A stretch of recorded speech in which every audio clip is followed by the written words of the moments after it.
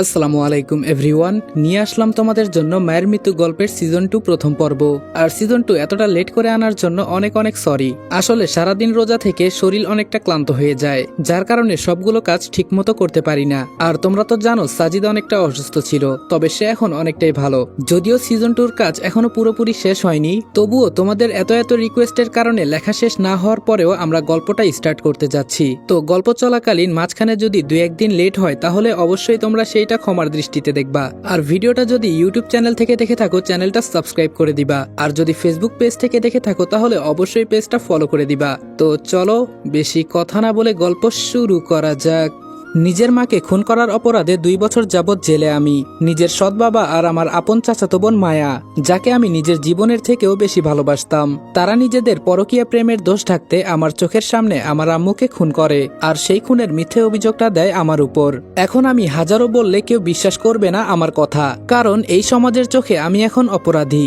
এখন আমি হাজার বললেও কেউ বিশ্বাস করবে না আমি আমার আম্মুকে খুন করিনি। আপনারা হয়তো ভাবছেন আমি পরীর রাজ্য থেকে আবার জেলে কেন আসলাম, আপনারা হয়তো কিছুই বুঝতে পারতেছেন না। তো চলুন ফ্ল্যাশব্যাক থেকে ঘুরে আসি। যখন আমি পরীর রাজ্য থেকে মানব জগতে ফিরে আসলাম, আমার নামে যে মিথ্যে অভিযোগ দিয়েছিল সেটার কারণে আমাকে জেলে আটক করা হয়। আমার কোনো কিছু করারও ছিল না, কারণ আমি নিজেকে প্রমাণ করার মতো এমন কোনো কিছুই আমি ব্যবস্থা করতে পারিনি। এই সমাজের সবচাইতে বড় সত্য হলো প্রমাণ ছাড়া কোনো কিছুই করা যায় না। যদি আমি প্রমাণ দিতে পারি তবেই আমাকে জেল থেকে মুক্ত করা হবে। তবে যখন পরীদেরকে নিয়ন্ত্রণ করার জন্য যে বইটা আমার বুকের মাঝে সিল করা হয়েছিল, ওই বইটাও আমার কাছ থেকে আমি মুক্ত করে দেই, কারণ আমি আর কখনো সেই পরীর রাজ্যে যেতে চাই না। আর এই বইটা হয়তো অন্য কেউ খারাপ কাজে লাগাতে পারে, অথবা পরীদেরকে নিয়ন্ত্রণ করতে চাইবে, আমি সেটা কখনোই আর চাইবো না। অন্যদিকে যে রিয়াকে আমি এতটা ভালোবেসেছিলাম সেও আমাকে ভুল বুঝেছে, আমাকে কতই না আঘাত করেছে। এখন আমি একটি অন্ধকার জেলে, এই জেলে আমাকে কেউ দেখতে আসে না। তবে সপ্তাহে একদিন মেঘলা নামের একটি মেয়ে আমাকে দেখতে আসে। জানি না কেন আমার প্রতি ওই মেয়েটার এত মায়া। আজকে শুক্রবার, আজকেও আশা করি আসবে। কথাগুলো ভাবছি, হঠাৎ করে জেলার সাহেব বলে উঠল, এই রনি, তোর সাথে কথা বলতে একজন এসেছে। তখন আর আমার বুঝতে বাকি রইল না মেঘলা এসেছে। আমাকে উদ্দেশ্য করে মেঘলা বলল, রনি তুমি কেমন আছো? আমি বললাম আলহামদুলিল্লাহ ভালো আছি, আপনি কেমন আছেন? মেঘলা বলল, আমিও ভালো আছি, আর হ্যাঁ তোমার জন্য খুশির সংবাদ রয়েছে। আমি বললাম, আমার জন্য আবার খুশির সংবাদ? যার কপালটাই হচ্ছে পোড়া তার আবার কিসের খুশি? মেঘলা বলল, খুব তাড়াতাড়ি তোমার জামিন হবে। আপনারা হয়তো ভাবছেন এই মেঘলাটা কে, তাহলে শুনেন। এই জেলে যখন আমাকে রাখা হয়েছে, আমাকে তো দেখার মতো কেউ আসতো না। এই দুনিয়াতে আমি ব্যতীত আমার কেউ ছিল না। অচেনা একটি মেয়ে একদিন আমার রুমের পাশ দিয়ে হেঁটে যাচ্ছিল, কিন্তু আমাকে দেখে হঠাৎ করে থমকে গেল। অনেকক্ষণ চোখ বড় বড় করে আমার দিকে তাকিয়ে আছে। জানি না কেন আমার দিকে তাকিয়ে আছে। আমি যখনই একটু সরে যাব তখনই মেয়েটা বলে উঠল, রেদওয়ান ভাইয়া তুই এখানে? মেয়েটির কথা শুনে আমি তো অবাক হয়ে আছি, কাকে এই কথাটা বলছে, আর কেই বা রেদওয়ান? আমি বললাম, এই যে আপনি কাকে বলছেন? মেয়েটি অশ্রুমাখা চোখে কান্নার স্বরে আমাকে বলল, ভাই তুই আমাকে চিনতে পারছিস না? আমি তোর বোন। একটা ভুলের কারণে তুই আমাদের সবাইকে এভাবে ছেড়ে চলে যাবি? মানলাম বাবা মা ভুল করেছে, তাই বলে কি আমাকেও তুই পর করে দিবি? আমরা কি তোর কেউ না? আর তুই এই জেলেই বা কি করতেছিস? তুই কি অপরাধ করেছিস ভাই? আমি তো মেয়েটির কথার কোনো আগামাথাই বুঝলাম না, সব যেন আমার মাথার উপর দিয়ে যাচ্ছে। কে ভাই? কাকেই বা ভাই বলে ডাকতেছে? আমার তো কোনো বোন নেই, আর তাছাড়া আমাকেই বা রেদওয়ান বলে ডাকলো কেন? আমি তখন বললাম, এই যে ম্যাডাম, আপনার কোথাও ভুল হচ্ছে, আমি রেদওয়ান না, আমি হচ্ছি রনি। আমি যখন ওই রনি বললাম, মেয়েটির সাথে সাথে আমার দিকে আরো বড় বড় চোখ করে তাকিয়ে আছে। জানি না মেয়েটির মনে কি চলতেছে, কেনই বা এভাবে আমার দিকে তাকিয়ে আছে। তখন আবার আমাকে উদ্দেশ্য করে বলল, মানলাম তোর রাগ অভিমানটা একটু বেশি, তাই বলে কি তুই আমাকেও না চেনার ভান ধরবি? আমি বললাম, আরে ম্যাডাম কি সব আবল তাবল বলছেন? আমি আপনার কোনো ভাই না, আর আমার এই পৃথিবীতে কেউ নেই। আমি ভেতরের দিকে চলে গেলাম। মেয়েটি মনে মনে ভাবছে রেদওয়ানের কি হলো, একটা ভুল বোঝাবুঝির কারণে আজকেও আমাকে বোন বলে অস্বীকার করলো। তখন সেইখানে থাকা উকিলগুলো বলল, ম্যাডাম চলেন, আপনার কোর্টে বসার সময় হয়ে গেছে। এতক্ষণে হয়তোবা আপনারা বুঝতে পেরেছেন, মেয়েটি হচ্ছে জর্জ, নাম হলো মেঘলা চৌধুরী। তারপর মেঘলা কোর্টে গিয়ে তার সমস্ত কাজ শেষ করে আমার বিষয়ে ঘাটাঘাটি শুরু করলো। আমাকে জেলে কেন রাখা হয়েছে, আমার দোষটা কি? মেঘলা মনে মনে ভাবছে আমার ভাইকে কেন জেলে আনা হয়েছে, যে করেই হোক আমার ভাইকে মুক্ত করতে হবে। মেঘলা তো জানে না ও হচ্ছে রনি। অনেকক্ষণ ঘাটাঘাটি করে একটা ফাইল দেখতে পেল, সেখানে হুবহু রেদওয়ানের ছবি দেখতে পেয়ে ফাইলটা খুলল, কিন্তু সেখানে নাম দেওয়া আছে রনি। রনি নামটা দেখে মেঘলা একটু অবাক হলো। রেদওয়ানের জায়গায় রনি কেন দেওয়া, এই বিষয়টা মেঘলাকে অনেকটা চিন্তিত করে তুলল। ফাইলটা আরো ভালো করে পড়তে থাকলো। যখনই দেখতে পেল সে তার মাকে খুনের জন্য জেলে এসেছে, এটা দেখে তো মেঘলা অবাক। মাকে আবার কিভাবে খুন করলো? আম্মু তো ভালোই আছে, বিষয়টা চিন্তা করতেছে মেঘলা। এরপর একটু নিচে লক্ষ্য করলো, যেই ঠিকানাটা দেওয়া আছে সেটার সাথে মেঘলাদের ঠিকানার কোনো মিল নেই। এবার তো মেঘলা আরো বেশি চিন্তিত হয়ে গেল, এতটা অমিল কিভাবে হতে পারে। তারপর সে ফাইলটা রেখে বাসার উদ্দেশ্যে রওনা হলো। মনে মনে ভাবছে রেদওয়ানকে একবার দেখে যাই। এদিকে রনি গুটিসুটি হয়ে বসে আছে। সকালে ঘটে যাওয়া বিষয়গুলো সে ভাবছে। মেয়েটা কে, কেনই বা আমাকে নিজের ভাই বলে ডাকতেছে। এমন সময় মেঘলা আসলো। রনিকে উদ্দেশ্য করে বলল, রেদওয়ান ভাই আমার, তুই কোনো চিন্তা করিস না, তোকে আমি খুশির সংবাদ দিব। এর আগে আমি তোর সামনে আসবো না, এই আমি কথা দিয়ে গেলাম। কথাটা বলেই মেঘলা সেখান থেকে চলে গেল। রনি যে কিছু বলে উঠবে সেটারও অপেক্ষা করলো না। মেঘলা ম্যাডাম মাঝে মাঝে আমাকে দেখতে আসতো, কিন্তু আমি দেখে ওঠার আগে উনি সেখান থেকে চলে যেত।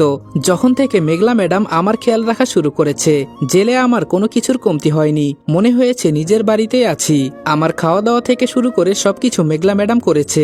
এসব কিছু দেখে নিজের মনকে বোঝালাম, এমন একটা বোন যদি আমার হতো তাহলে হয়তো আমার জীবনটা আরো অনেক সুখের হতো। কারণ যার এই দুনিয়াতে কেউ নেই সেই বুঝে না থাকার মূল্য।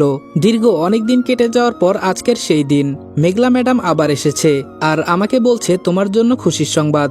আমি বললাম আমার আবার কিসের খুশির সংবাদ, তবে মনে মনে একটু আন্দাজ করতে পেরেছি আমার জন্য অনেক বড় কিছু একটা রেখেছে।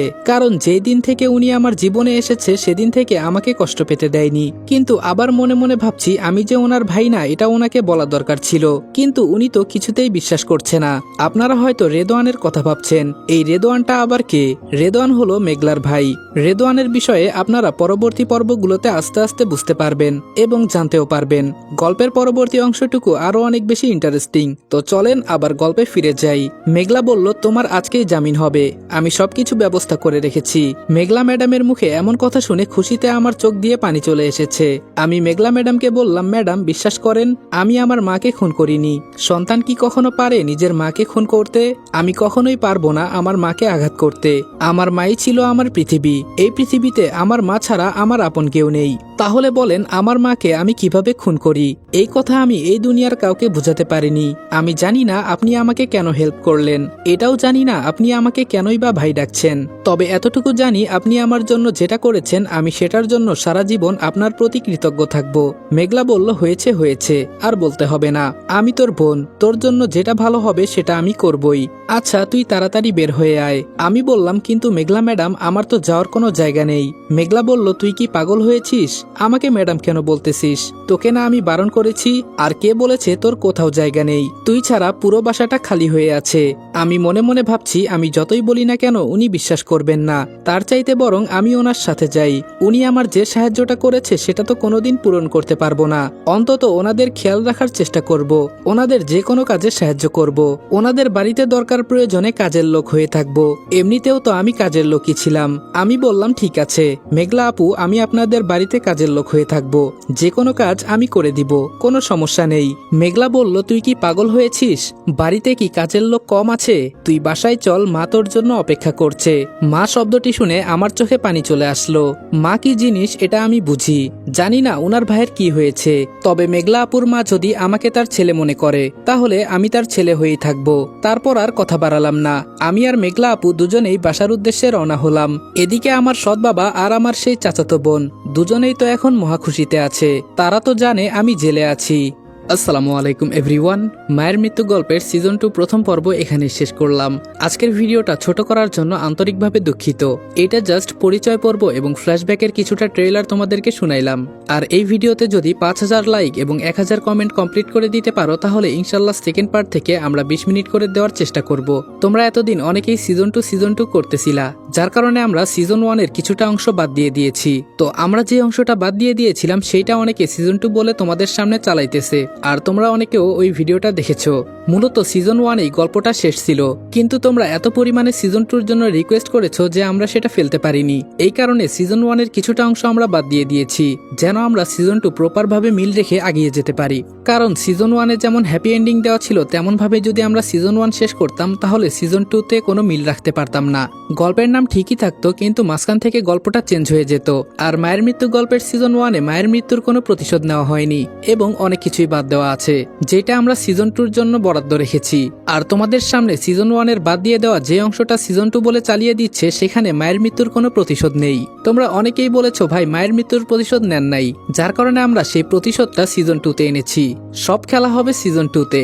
আশা করি তোমরা সম্পূর্ণ সিজন 2 এনজয় করবা। তো ফটাফট এই ভিডিওতে 5000 লাইক এবং 1000 কমেন্ট কমপ্লিট করে দাও, তাহলেই কিন্তু পরবর্তী পার্টগুলো কন্টিনিউ করা হবে এবং 20 মিনিট প্লাস দেওয়ার চেষ্টা করব আমি। তো দেখা হচ্ছে নেক্সট ভিডিওতে।